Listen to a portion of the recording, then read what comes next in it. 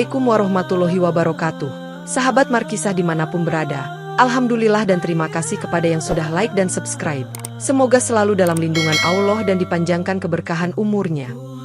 Sebelum menyimak kisahnya, sempatkanlah menulis sholawat kepada Nabi kita di kolom komentar, sebagai tanda penghormatan kita kepada beliau. Allah berfirman dalam surat Al-Ahzab ayat 56, sesungguhnya Allah dan para malaikatnya bersholawat untuk Nabi. Wahai orang-orang yang beriman, bersholawatlah kamu untuk Nabi, dan ucapkanlah salam dengan penuh penghormatan kepadanya. Sundari, seorang wanita muda asal Jawa Timur yang bekerja di sebuah butik kecil, selalu bangun sebelum subuh dan membantu ibunya memasak, lalu bergegas menabung sebagian uang hasil penjualan untuk mewujudkan impian umrohnya. Ia menata jilbabnya dengan rapi sambil berkata, "Bu, saya berangkat dulu." Kemudian mengenakan sepatu dan melangkah keluar rumah dengan perasaan lega karena telah menabung meski sedikit. Setiap pagi, ia menyempatkan diri singgah di warung dekat rumah untuk membeli sarapan sederhana, menyapa para tetangga yang berkata, "Semoga tabungannya cepat cukup, Endari." Lalu ia hanya tersenyum tanpa menanggapi lebih jauh. Di perjalanan menuju butik, ia mendengar suara adzan berkumandang, dan segera menghentikan langkahnya untuk singgah di mushola kecil, lalu melafalkan doa agar diberi kemudahan rezeki. Usai sholat, ia melanjutkan perjalanan dengan langkah mantap, menembus hiruk-pikuk kota Surabaya, sambil terus merapalkan zikir pendek yang diajarkan oleh gurunya saat pengajian rutin di kampung. Sesampainya di butik, Sundari disambut rekan kerjanya yang berseru, "Pagi, Mbak Sundari, sehat kan?" Dan ia membalas salam itu dengan ucapan syukur karena masih diberi kesempatan bekerja. Setelah menata pakaian dagangan, ia memeriksa tabungan hariannya di aplikasi ponsel, lalu berucap pelan, "Alhamdulillah, sudah hampir setengah jalan menuju umroh," seraya menyimpan ponsel itu ke dalam tasnya. Menjelang siang, seorang pelanggan bertanya tentang koleksi kerudung baru, dan Sundari menjawabnya dengan ramah, sambil sesekali menawari diskon kecil karena pelanggan itu sering belanja di butik. Usai jam kerja, ia segera kembali ke rumah, menyiapkan makan malam untuk kedua orang tuanya, lalu menambah jumlah tabungan dengan menyisihkan bagian gajinya yang baru diterima. Sebelum tidur, ia mengaji sebentar di kamar, lalu membisikkan doa, "Ya Allah, mudahkan niatku untuk berangkat umroh," seraya menutup mata dengan harapan tabungannya segera cukup. Beberapa hari kemudian, Sundari terbangun di tengah malam dengan napas tersengal, setelah dikejutkan mimpi buruk tentang ular hitam yang mengejarnya di tengah ladang kosong, dan ia hanya bisa terdiam menatap kegelapan kamarnya. Keesokan paginya, saat sedang menyapu halaman, seorang tetangga bernama Burina menepuk pundaknya dan berkata, "Endari, kok muka kamu pucat sekali? Sakit?" Namun Sundari hanya menggeleng sembari menyembunyikan kegelisahannya. Malam berikutnya, mimpi serupa muncul lagi, tetapi kali ini ular itu melingkar di kakinya, dan terdengar suara mendesis, seakan memanggil namanya dalam kegelapan yang pekat. Ketika Sundari menceritakan mimpinya pada seorang teman kerja, temannya hanya menatap dengan heran dan menjawab, "Barangkali cuma lelah, coba lebih banyak istirahat," sambil berlalu begitu saja. Di suatu sore, saat akan menutup butik, Sundari melihat bayangan ular melintas di balik rak pakaian, lalu ia menjerit, "Ya Allah, apa itu?" Meski setelah diperiksa, tidak ada apa-apa di sana. Tak lama kemudian, seorang pelanggan yang kebetulan masih di dalam butik bertanya, "Mbak, kenapa tiba-tiba berteriak?" Dan Sundari berusaha menjawab bahwa ia hanya merasa pusing, sambil tersenyum kecut menutupi rasa takut. Sepulangnya di rumah, ia mendapati keheningan yang ganjil, seakan rumah itu diselimuti aura gelap, dan ayahnya pun menegur, "Kamu tampak tidak tenang, ada masalah," tanpa menuntut jawaban yang pasti. Saat hendak tidur, Sundari mendengar desisan halus di sudut kamar, namun ketika lampu dinyalakan, tidak ditemukan apapun, membuatnya segera menutup mata dengan harapan semuanya hanya perasaan semata. Di pagi berikutnya, Burina datang lagi dan menawarkan jasa ustaz kampung untuk melakukan ruqyah, namun Sundari menolak dengan alasan dirinya baik-baik saja, sambil berkata, "Tidak usah repot Bu, saya hanya kurang tidur." Menjelang malam, perasaan was-was semakin kuat, tetapi ia tetap bersikukuh menyelesaikan pekerjaannya, menabung seperti biasa, dan memohon perlindungan Allah dalam doa singkat sebelum lelap. Suatu hari, pos datang mengantar surat yang menyatakan Sundari mewarisi sejumlah uang dari paman jauhnya, membuat kedua orang tuanya kaget dan ibunya berucap, "Alhamdulillah, semoga ini berkah." Surat itu menjelaskan bahwa paman tersebut baru saja meninggal tanpa ahli waris lain, sehingga seluruh harta jatuh pada Sundari, yang diterima dengan ucapan terima kasih meski ia belum pernah bertemu mendiang pamannya. Di ruang tamu, Ayahnya memeriksa dokumen warisan sambil mengernyitkan dahi, lalu berkata lirih, kok nggak ada informasi detail asal uang ini? Namun segera menyimpan rasa penasaran itu ketika melihat Sundari begitu gembira. Karena merasa rezeki itu adalah karunia, Sundari berkata kepada ibunya, Bu, uang ini cukup besar, saya mau tambahkan ke tabungan umroh, biar cepat berangkat. Dan ibunya hanya mengangguk setuju. Uang warisan itu segera dimasukkan ke rekening tabungan dengan proses kilat di bank, ditemani ayahnya yang terus meneliti dokumen, sementara pegawai bank bertanya, banyak sekali, ini dari mana ya? Dengan nada curiga. Sundari, tanpa ragu, menjawab pegawai itu, ini warisan Pak, semua dokumennya lengkap, lalu menandatangani beberapa berkas untuk mengesahkan transaksi. Sepulang dari bank, ia memanggil tetangga untuk merayakan hal itu secara sederhana, menyajikan kue dan teh sambil berkata, mohon doanya, Bapak Ibu, semoga saya bisa segera berangkat umroh. Malam harinya, suara desisan ular kembali hadir di sela-sela keheningan, seolah menuntut sesuatu, dan Sundari menghentikan kegiatan menyiapkan pakaian, lalu menatap ke arah jendela dengan perasaan waspada meski tak bicara apa-apa. Ayahnya masuk ke kamar dengan membawa kitab suci dan berkata, kita baca doa bersama. Semoga tidak ada gangguan. Lalu mereka mengaji bergantian sampai larut malam. Di penghujung malam, saat mematikan lampu kamar, Sundari melihat sekilas bayangan ular di cermin lemari. Tapi ia hanya bergumam pendek, menepis kekhawatiran dengan menutup pintu rapat-rapat. Ketika sedang merapikan kain di butik, Sundari mendengar bisikan aneh seperti desis yang memanggil namanya. Dan ia menoleh ke arah pintu sambil berkata, ada yang memanggil saya, namun tak seorang pun di sana. Teman kerjanya bertanya, kenapa, Endari? Tapi Sundari hanya mengangkat bahu, lalu melanjutkan pekerjaannya dengan tegang karena suara itu terasa nyata. Dalam perjalanan pulang, seorang lelaki tua di tepi jalan menatapnya tajam dan bergumam, kembalikan hak orang, sebelum terlambat, lalu pergi begitu saja meninggalkan Sundari yang kebingungan. Di rumah, ibunya menyambut sambil berkata, barusan ada telepon yang mencarimu, katanya dia kerabat almarhum pamanmu. Dan Sundari hanya mengangguk sambil menaruh tas di meja. Saat menelpon balik nomor tersebut, seseorang di ujung sana berkata, warisan itu bukan milikmu seorang, ada hak lain di dalamnya, lalu menutup telepon sebelum Sundari sempat merespons. Malamnya, ponsel Sundari berulang kali berdering, menampilkan nomor tak dikenal yang menggumamkan ancaman singkat seperti, kau akan membayar semuanya, kemudian menghilang tanpa jejak. Ayahnya, yang curiga, bertanya, siapa itu? Endari, kok sering banget telepon? Tapi Sundari menjawab singkat, tidak kenal, mungkin orang iseng, sambil mematikan ponselnya.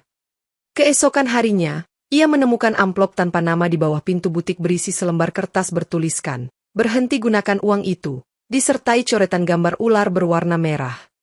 Teman kerjanya membacakan isi kertas itu dengan suara bergetar. Ini menakutkan, Endari, apa kamu punya masalah dengan seseorang? Namun Sundari hanya merapikan barang-barang tanpa menanggapi panjang lebar. Di sore hari, toko sepi pengunjung, dan terdengar lagi desisan samar, memanggil nama Sundari berkali-kali, membuatnya bergumam pada dirinya sendiri. Astagfirullah, sembari menutup telinga dengan kedua tangannya. Setelah segala persiapan selesai, Sundari diantar keluarganya ke bandara, namun sesampainya di sana, ayahnya menatap sekeliling dengan gelisah dan berkata, kenapa suasananya berat sekali? Seakan merasakan sesuatu yang ganjil. Agen perjalanan umroh menyambut mereka dengan senyuman. Alhamdulillah, berkas sudah lengkap semua, sambil mengisyaratkan rombongan lain untuk segera memasuki area check-in. Saat berbaris di konter, Sundari merasakan sakit kepala tiba-tiba, tetapi ia menepisnya dan berkata kepada ibunya, mungkin kurang minum, nanti di pesawat saya istirahat, sambil tetap memegang paspornya erat. Di ruang tunggu, seorang jamaah tua memandangi Sundari dan berbisik, nak, rezeki itu harus bersih, jangan sampai kita bawa beban salah. Namun Sundari hanya menangkupkan tangan tanpa menjawab. Suasana mendadak terasa dingin, seolah angin kencang berhembus di dalam ruangan, dan beberapa jamaah lain mulai mengeluh merasakan hal yang sama, sementara Sundari hanya menunduk di bangkunya. Ketika giliran masuk ke pesawat tiba, Sundari sempat terhuyung, lalu seorang petugas bandara menolongnya dan bertanya, Anda baik-baik saja Bu, sambil menuntun pelan ke pintu pesawat. Begitu menduduki kursi, ibunya membacakan doa perjalanan dengan suara pelan. Bismillahirrahmanirrahim, alallah, dan memandang Sundari yang tampak berkeringat meski pendingin ruangan berfungsi normal. Seorang pramugari menawarkan air putih, namun Sundari menolaknya, kemudian berkata, terima kasih, saya hanya ingin memejamkan mata sebentar, sambil merapatkan jaket di tubuhnya. Di sepanjang penerbangan, suara desisan samar terdengar lagi di sela-sela dengung mesin pesawat, membuat Sundari terus memejamkan mata, sementara ibunya membolak-balik buku doa tanpa bersuara. Sesampainya di Bandara Jeddah, rombongan dibawa menuju Makkah dengan bus, dan sepanjang perjalanan itu, pemandu wisata berkata, "Insya Allah kita akan segera tiba di Tanah Suci," tanpa mengetahui kegelisahan yang menyelimuti Sundari.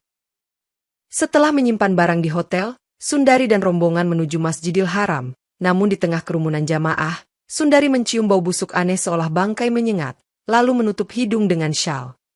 Ibunya, yang berjalan di samping, bertanya, "Ada apa, Endari, kok tutup hidung segala?" Tetapi Sundari hanya menggeleng sambil memandangi sekeliling, menyadari orang lain tampak biasa saja. Di area pelataran Ka'bah, bau itu semakin menyiksa penciumannya, sehingga ia menyentuh bahu ayahnya dan berujar, "Pak, apakah Bapak mencium sesuatu?" Namun ayahnya hanya menggeleng kebingungan. Ketika rombongan mulai tawaf, Sundari berusaha fokus pada gerakan dan doa yang dipandu pembimbing, sementara rasa pening kembali menyerangnya, membuat langkahnya terhuyung meski tetap berusaha mengikuti putaran. Seorang jamaah lain menepuk pundaknya dan berkata, "Tetap semangat, jangan putuskan tawaf," lalu menyerahkan sebotol air zam-zam untuk diminum, berharap Sundari merasa lebih baik. Di putaran keempat, pandangan Sundari seolah berbayang, tampak kilasan ular melintas di antara kaki-kaki jamaah, dan ia terperanjat sambil komat kamit berdoa tanpa henti.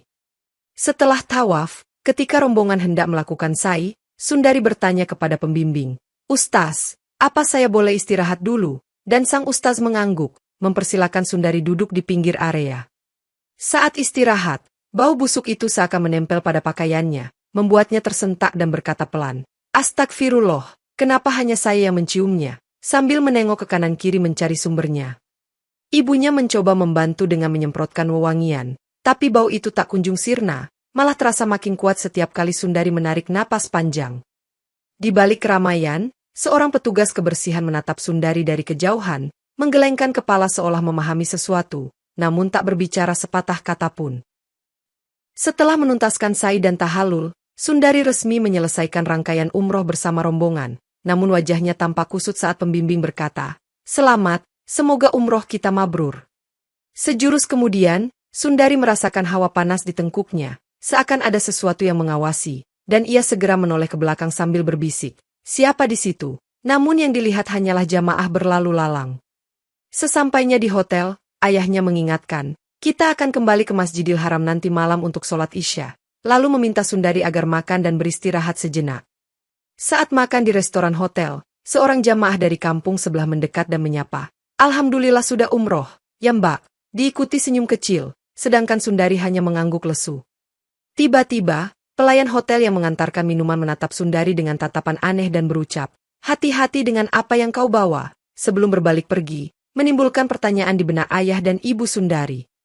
Malam menjelang, ketika mereka kembali ke Masjidil Haram, Sundari merasakan desiran angin dingin mengusap wajahnya, membuat langkah kakinya goyah dan ibunya memegang lengannya sambil berkata, "Kamu demam, Endari."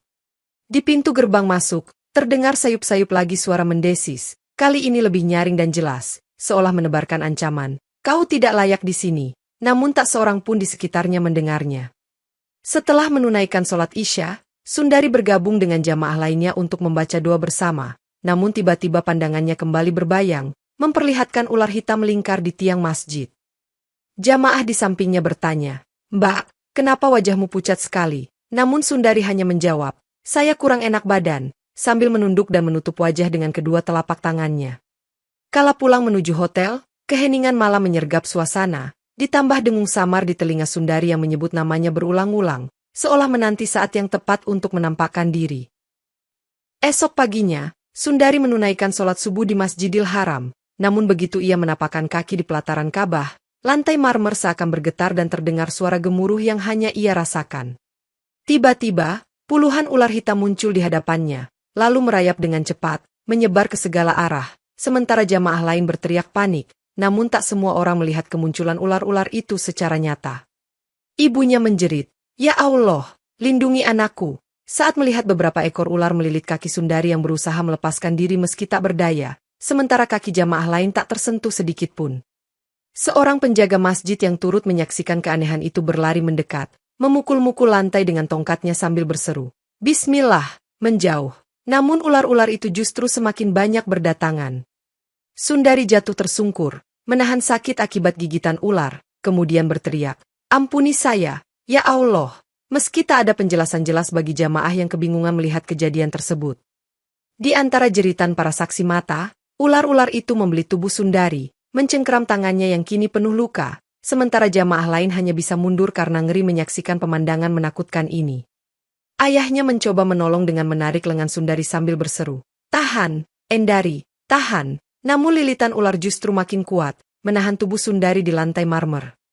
Seorang ustaz yang kebetulan berada di dekat situ mengumandangkan ayat-ayat Al-Quran, tetapi ular-ular itu tak surut, malah mematuk bahu Sundari hingga darah segar menetes membasahi kain ihromnya.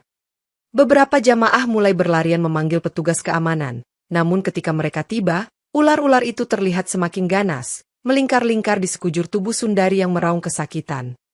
Di tengah suara takbir dan jeritan minta tolong, Sundari menggigil hebat, pandangannya mengabur, sementara beberapa ekor ular perlahan menjauh seolah memberi ruang bagi kehadiran ular-ular lain yang lebih besar. Seketika, ular-ular besar berwarna kemerahan mulai bermunculan, melata dengan cepat menuju Sundari, yang kulitnya tampak membiru dan membengkak karena bisa dari gigitan sebelumnya. Penjaga masjid dan petugas keamanan berusaha memukul ular-ular itu dengan tongkat dan menyemprotkan cairan pengusir, namun hewan-hewan melata tersebut seolah kebal dan kian ramai mengerubungi Sundari. Seorang jamaah yang menyaksikan kondisi Sundari berseru lantang, "Inilah azab Allah, bertobatlah," tanpa menyadari bahwa Sundari sudah tak kuat bergerak, hanya bisa memohon ampun dengan suara serak. Ibunya menangis sambil menjerit, "Cabutlah nyawaku saja, ya Allah, jangan anakku." Tetapi tak ada yang dapat menghentikan serbuan ular yang tampak berlipat ganda setiap detiknya. Tubuh Sundari bergetar hebat ketika ular-ular itu mulai mematuk bagian wajah dan lehernya, mengucurkan darah segar di pelataran Ka'bah yang suci, membuat jamaah lain menutup mata karena ngeri. Di antara deru tangisan dan takbir, terdengar suara Sundari yang makin lemah, "Ampun, ampuni saya," sebelum tersedak oleh darah yang memenuhi mulutnya. Beberapa jamaah mencoba mendekat, namun hawa panas yang tiba-tiba menyelimuti area itu seolah menahan mereka, membuat mereka mundur ketakutan dan hanya bisa melantunkan istighfar. Seekor ular besar mematuk pundak Sundari, mengeluarkan desisan panjang seolah menandakan hukuman akhir, sementara Sundari nyaris tak bergerak, hanya sesekali mengerang tertahan. Ayahnya, yang berusaha meraih tangan Sundari, terpental ke belakang seakan ada kekuatan tak terlihat, membuatnya jatuh terduduk sambil meraung, "Anakku," di tengah suara riuh ketakutan. Menit demi menit berlalu, tubuh Sundari melemah drastis, perlahan berhenti menggeliat, dan ular-ular itu mulai menyingkir, meninggalkan luka menganga di sekujur tubuhnya, yang terlihat seperti disayat ribuan pisau. Di ambang kematian, bibir Sundari bergetar, melontarkan pengakuan terakhir. "Uang warisan itu, bukan hak kami," sambil terbatuk darah dan menatap ayahnya yang terguncang mendengar ucapan tersebut.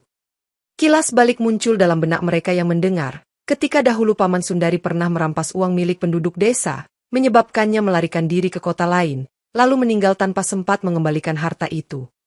Seorang jamaah yang mengenal almarhum Paman Sundari turut berteriak, "Benar, dia kabur membawa uang haram itu," menegaskan bahwa warisan yang diterima Sundari sebetulnya syarat dosa dan darah. Sundari terengah-engah, menoleh pada ibunya dan berucap lirih, "Saya pakai uang itu untuk umroh, maafkan saya," sambil meremas tangan ibunya yang berurai air mata. Orang-orang di sekeliling mematung, mendengar pengakuan tentang dosa yang tertutupi bertahun-tahun, sementara ibunya menjerit, "Kenapa tidak bilang dari awal?" Namun Sundari sudah tak sanggup menjawab. Tubuh Sundari menggigil terakhir kalinya, meneteskan air mata penyesalan di hadapan Ka'bah yang suci, sementara desisan ular perlahan menghilang di keramaian jamaah yang mulai berdatangan. Ayahnya tersungkur di sisi jasad Sundari, mengulang-ulang doa memohon ampun, sedangkan para saksi mata berdiri mematung, menyadari betapa besar akibat memakan harta haram. Petugas keamanan dan tim medis segera datang, berusaha mengevakuasi jenazah Sundari yang penuh bekas gigitan ular, sementara darah masih mengalir membasahi kain ihromnya. Seorang ustaz menutup jenazah itu dengan kain, sambil beristighfar keras, kemudian menengok jamaah di sekitar dan berkata, "Inilah peringatan, jangan pernah mengambil yang bukan hak kita." Di tengah suasana mencekam, rombongan Sundari menunduk dalam kesedihan, memahami hikmah bahwa rezeki tidak halal akan membawa bencana, dan hanya tobat nasuha yang dapat menyelamatkan manusia dari azab.